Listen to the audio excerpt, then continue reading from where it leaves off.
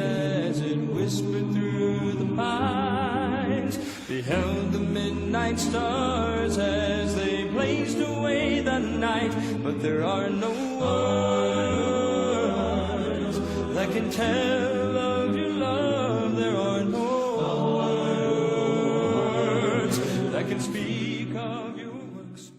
Okay, ladies and gentlemen, thanks for coming back to the podcast. Today's very special guest is Mr. Victor Glover, who's an astronaut with NASA and also a member of the Church of Christ. Victor, great to have you on. Thank you, Richard. Great to be here. Yes, sir. And, you know, I've been visiting League City a lot, and I know you used to go there. And where do you go now? When you're here? Yeah, good point. We go a lot of places. You know, actually, I watch the Renaissance Church of Christ online quite a bit. A good friend of mine is the preacher there. And we have a couple here locally, the Southeast Church and Westbury in Houston. Yeah. And so we kind of bounce around. I have lots of friends. My sister is a nurse in Houston, and she goes to Westbury. So we like to go up and visit her when we can. Absolutely. Yeah. My home church, Waters Road, Church of Christ over in Pasadena. I go there when I can, but League City's across the street, so it's convenient.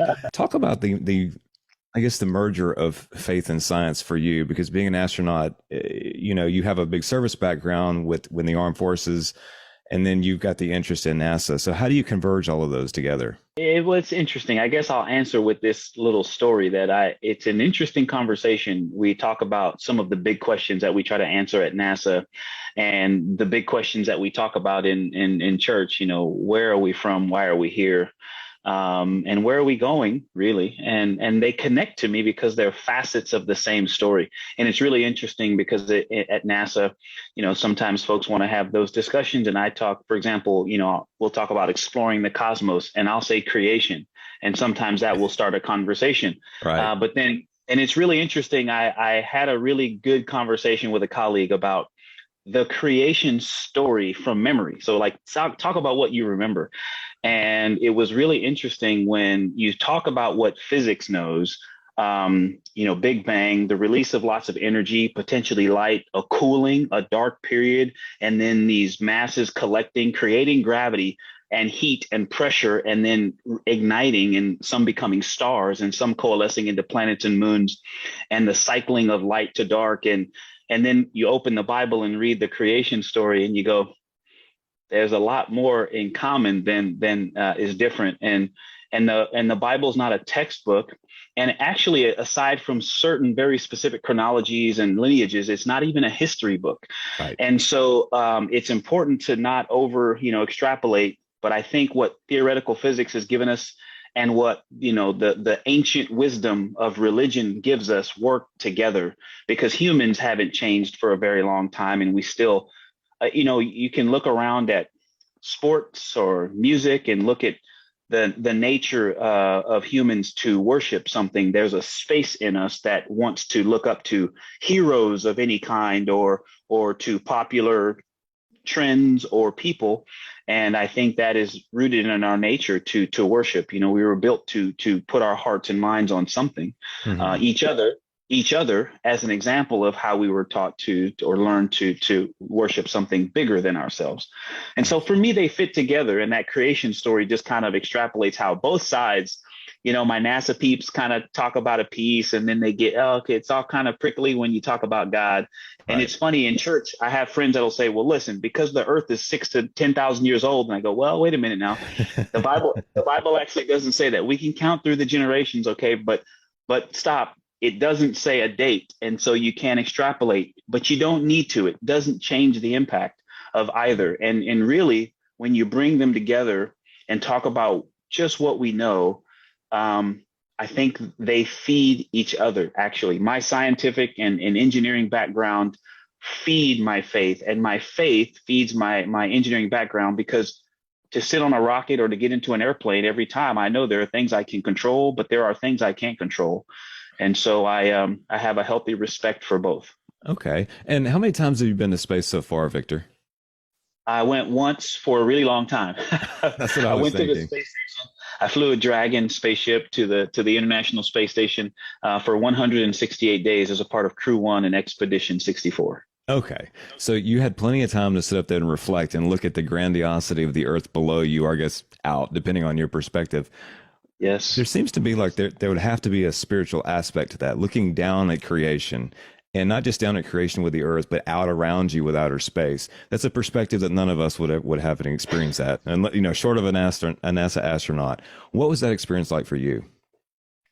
That was a really amazing perspective to be off the earth, doing research for the planet and to be in this machine that was keeping you alive, and then to look out away from the earth into the void. When you look at the night sky, it looks blue. It's blue. Out there, it was black. There's no atmosphere. Mm. So Hmm. you can see the blackness and every now and then the dots of the stars.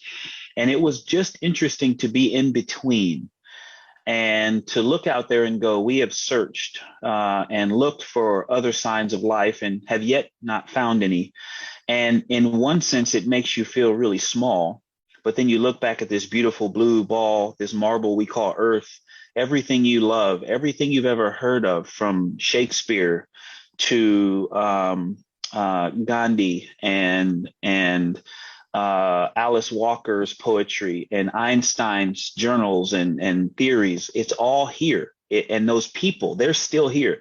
And other than the 6 other humans that were with me on the space station, it was all there. Well, in a few of the folks in the Chinese space station, it Right. was all there.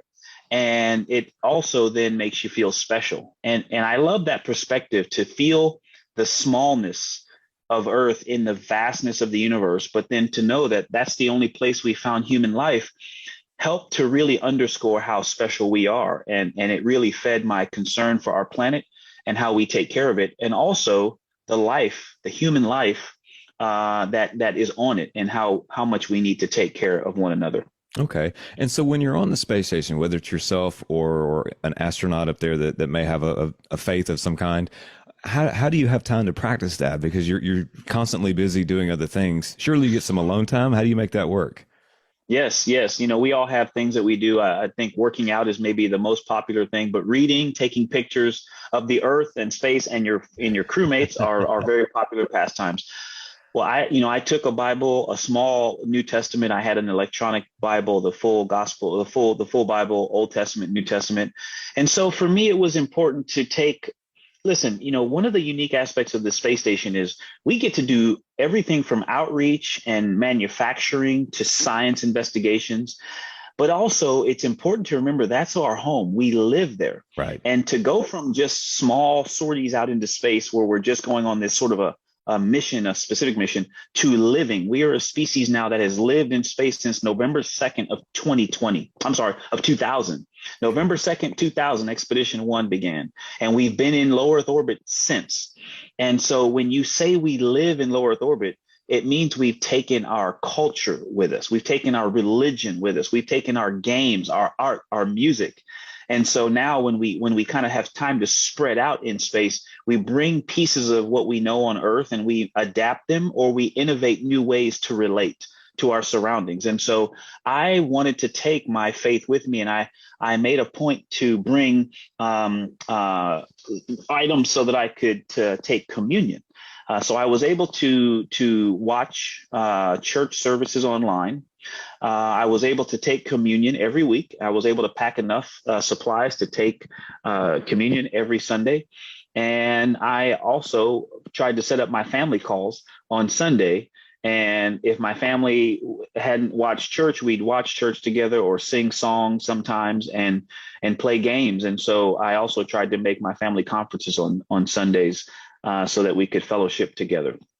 Victor, going into Artemis 2, which is what you're preparing for, you and the other 3 astronauts are preparing to go on now.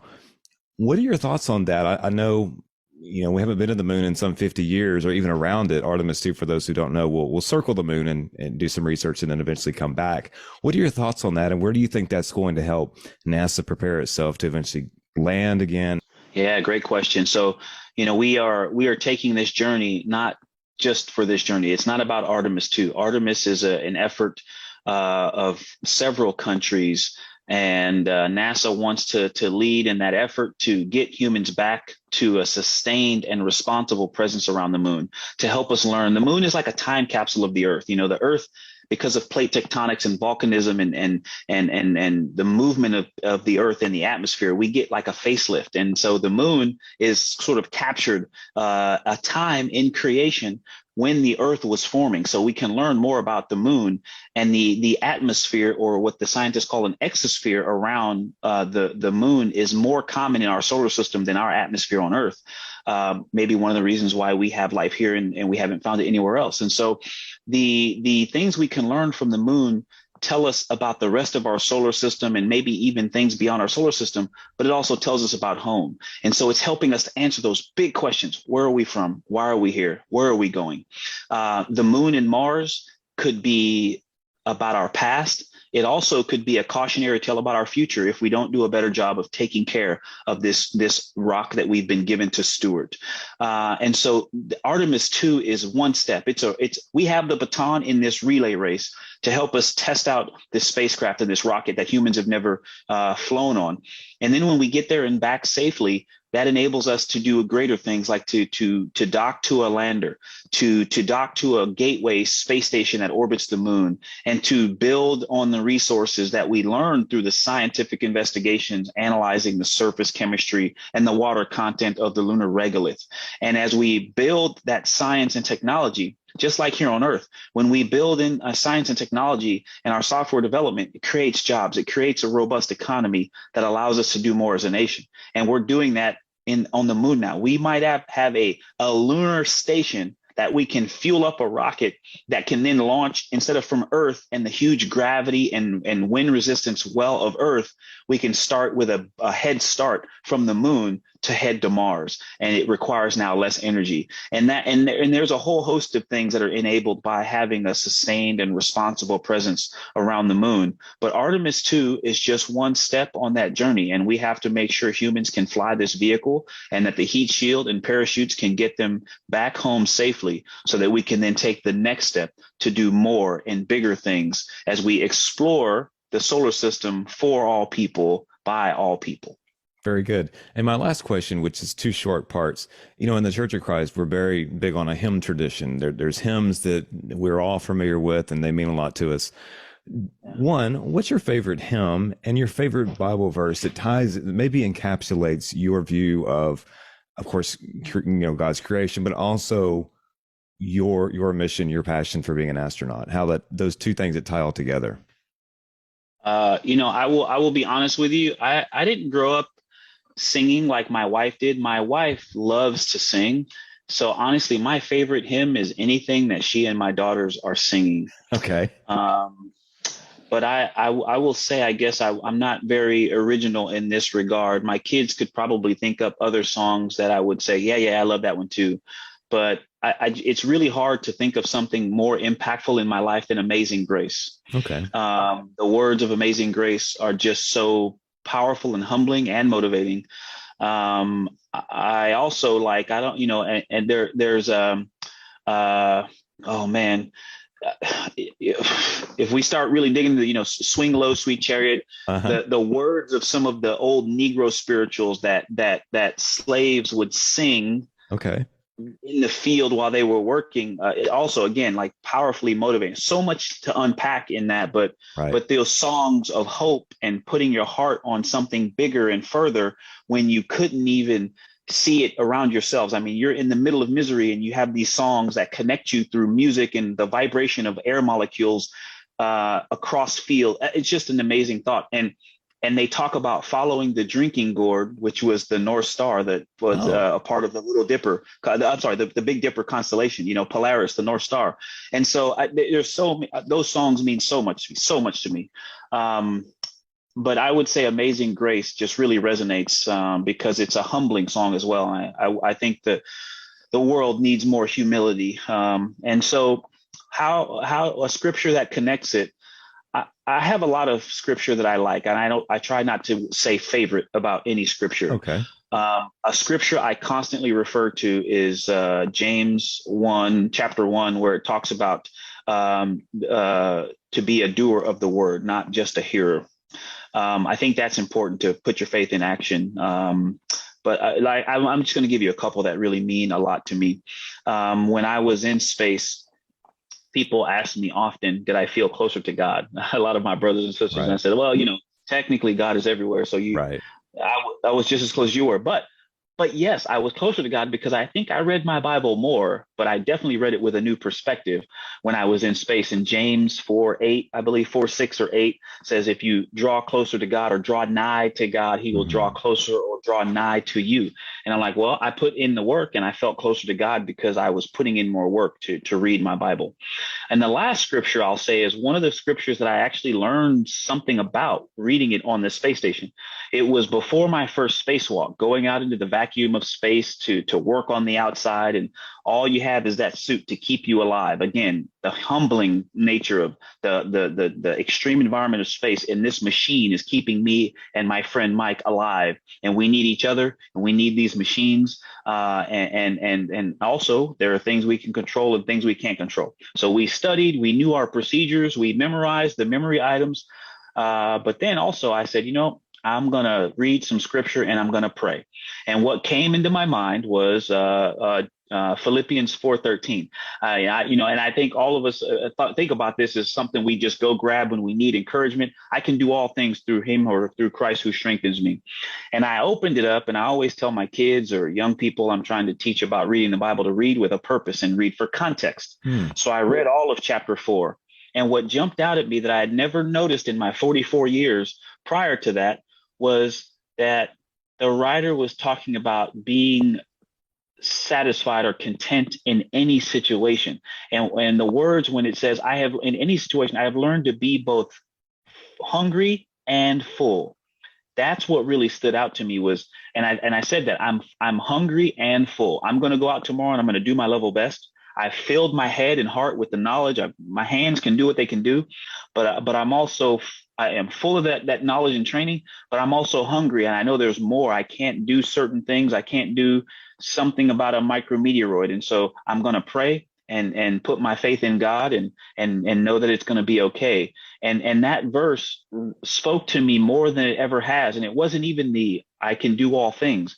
I was thinking that, hey, this is going to be a tough thing, but it was actually the fact that no matter what scenario you're in, whatever situation, you can have confidence in the promises made in the Gospels, and you can have faith. That's the power of faith.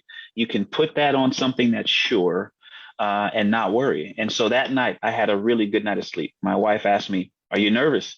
And I said, "Nope. I've done everything I can do." And it's not being machismo. It's not egotistical.